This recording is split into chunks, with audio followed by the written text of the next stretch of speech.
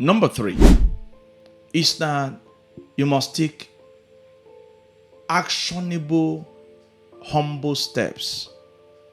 Many people, when they are in crisis, still want to be proud. I've met a lot of young people, but when I mean young people, I mean very young people and middle-aged people and even very old people who are in crisis but refuse to confront the crisis. For instance, a man is having financial crisis and he's borrowing money to fuel his car. The other day I was driving to the gym in the morning. A man was racing after me. I was very concerned for my safety. And so I was running, I was racing, he was racing after me. And somehow, when I got to where people were, the place was, people were there, I decided to slow down. And maybe I thought maybe one of my tire pressure is down, or he want to call my attention to something, or maybe he knows me, or maybe I've pastored him before. I just wanted to know what the issue is. Now I'm in an environment where I feel safe.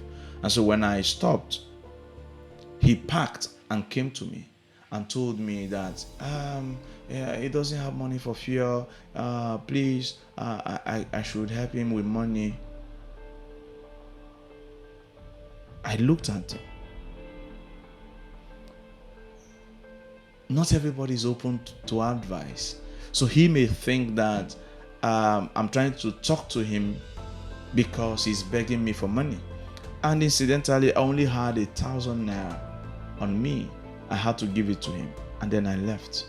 When I left, I felt that why would you be driving a car when you can't buy fuel? Why will you be driving a car that you can't fuel? Many crises are elongated because of pride. You must take actionable, humble steps in overcoming your crisis. Humility is the hallmark of the wise. If you are able to afford it before, now you're not able to afford it before, why not accept the fact that, I'm in this situation? Over time, I have come to understand that those who become humble in the time of crisis always come out shining very, very bright. Rather than those that want to live in the glory of the past, live in glorification, deceive themselves there is no problem, want to give impression to their wives and to their spouses and to their village people and to their compound people and to their colleagues that there is no crisis. Many people are having crisis in their health, but are hiding it from people that can help them. Many people, experience has shown. I used to sell in a patent medicine shop in Nigeria. Here we call it chemist shop, just that kiosk where drugs are sold. I sold there for 6 years, and I see people whose medical condition become very threatening, life-threatening, because they could not be humble enough to open up at the early stage of their sickness. They were like, they won't consider they sick. Na me sick pass, no be my own worst pass. Na me won't come begin it. No.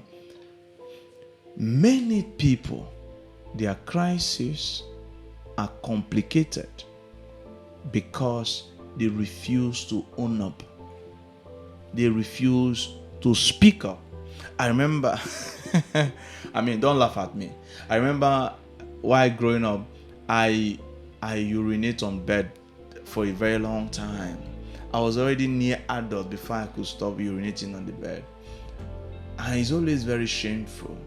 But I remember opening up to someone and said, imagine my age and I'm still urinating on the bed. And the person told me what to do. How do I used to urinate on the bed? I will because I play a lot, very, very playful person. I play a lot. So in the night, I will be having dreams where I was playing. And so as I was playing, maybe I'm playing football in the dream, and then I want to go ease myself. And so once I wake up, I discover that indeed the corner of the field I went to urinate myself was actually on the bed or on the mat that was lying down. And so the person told me that if you dey sleep and you dey play, you won't go piss, refuse to piss, know that you want to urinate on the bed. Just that simple word caused me to stop urinating on the bed, because I was humble enough to open up to someone that I'm in crisis. I know that people could laugh at you, but there is a common saying: when you are in the pit, stop digging. When you are down, why are you fearing a fall? God can help a proud person. God can help a proud person. I mean, you are in crisis and you are still proud. You are in financial crisis, you want to still maintain the status that you were when you were not in crisis. I mean, don't you see that crisis? The more the time goes, the more you are deepening into the crisis.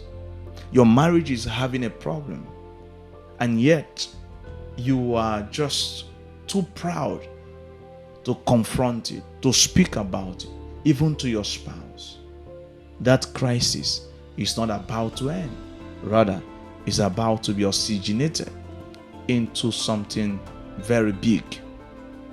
Humility is a required virtue to navigate through the times and seasons of crisis. The foolish engage in pride that lead to self-destruct. It takes humility to implement needed changes. I remember when I had to sell the car that my family had, that I and my wife and my entire family were using. I remember when I had to sell the house that we are living in to become a tenant, just because I want to go into real estate business. And someone came to me and said, what will people say? What will people say is pride. If God cannot cover my shame, then I have no reason trying to cover my shame. I can only try as a human.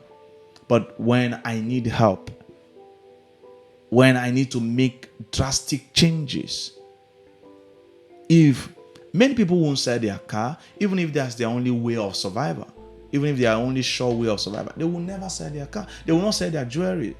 They will not sell anything. They want to hold on to everything, though they are in crisis. Hello, this is Dr. DEO here, and I've spoken to you about wisdom for crisis management. I know you've been blessed. Follow me on on all the platforms, on TikTok, David E. Okafor DEO, on Facebook, David E. Okafor DEO. Follow me on all the platforms, and then like, comment, and share. See you. God bless you.